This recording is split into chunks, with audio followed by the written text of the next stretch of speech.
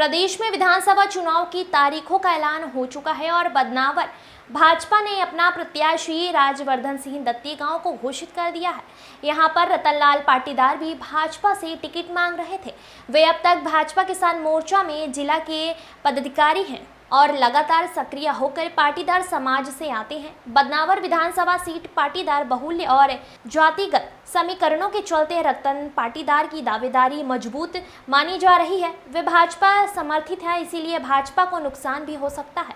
रतन पाटीदार ने खबर 9 से चर्चा के दौरान कहा कि निर्दलीय प्रत्याशी विधानसभा चुनाव में मैदान में उतरूंगा और जनता की अदालत में अपना भाग्य आजमाऊंगा। बदनावर से बंटी सिंह चौहान की रिपोर्ट। खबर 9 में आपका स्वागत। मैं बंटी सिंह चौहान। आज खास चर्चा में हमारे साथ मौजूद है किसान जिला महामंत्री रतनलाल जी पाटीदार, जो कि वर्तमान में भारतीय जनता पार्टी से अपनी उम्मीदवारी जाहिर कर रहे थे, लेकिन भारतीय जनता पार्टी ने पुनः यहाँ पूर्व विधायक और कैबिनेट मंत्री राजवर्धन सिंह जी दत्तीगांव को अपना उम्मीदवार बनाया है। अब उनको इस स्थिति में लग रहा है टिकट नहीं मिलेगा, आगे क्या चाहेंगे? भारतीय जनता पार्टी को मैंने शीर्ष नेतृत्व को लगातार मैंने उनसे आवेदन निवेदन करके उन्हें पूरी बदनावर विधानसभा की पूरी स्थिति को अवगत कराते हुए मैंने मेरा आवेदन प्रस्तुत किया था। फिर भी भारतीय जनता पार्टी ने यहाँ के पूर्व विधायक जी को वापस प्रत्याशी बनाया।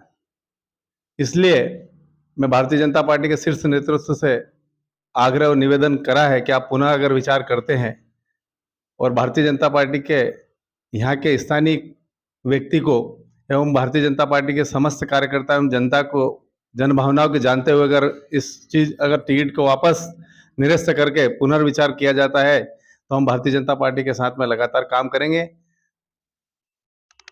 अगर भारतीय जनता पार्टी आपको टिकट नहीं देती है तो आप निर्दलीय के रूप में अपना दमखम दिखाने के लिए तैयार है? भारतीय जनता पार्टी अगर इस विचार नहीं करनी थी, पुनः विचार नहीं करती है, तो हम निश्चित भारतीय जनता पार्टी निर्दलीय प्रत्याशी के रूप में चुनाव और जनता की भावना को समझते हुए चुनाव लड़ेंगे।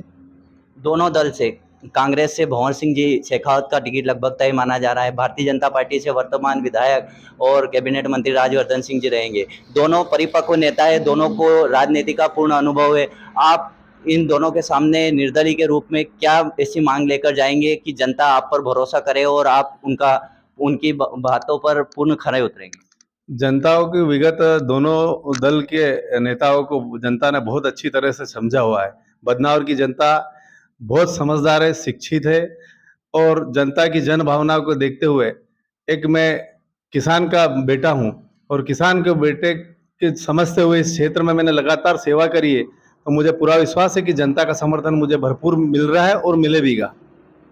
अगर देखा जाए बदनावर विधानसभा में तो दोनों ही दल या तो पाटीदार समाज या फिर राजपूत समाज पर भरोसा कर अपना टिकट देते हैं।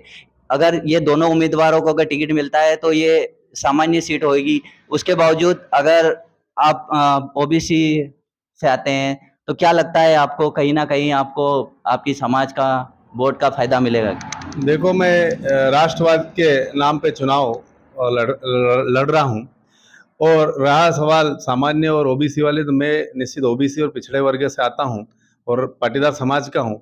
तो मैं तो समस्त जनता से आग्रह करूँगा कि इन दोनों नेताओं को आपने पूरी तरह से समझ लिया है कि ये किस प्रकार का इनका व्यवहार रहा है बदनावर में, और मैं तो आपका जनसेवक हूँ, इस क्षेत्र का कार्यकर्ता हूँ, तो मुझ पर निश्चित मेरा भरोसा है कि वो मुझ पर भरोसा जताएंगे। तो ये थे हमारे साथ रतनलाल जी पाटीदार, जो कि अपनी ताल ठोक चुके हैं। अगर भारतीय जनता पार्टी इनको टिकट नहीं देती है तो ये एक बार पुनः निर्दलीय के रूप में यहाँ से बदनावर से अपनी दावेदारी पेश करेंगे।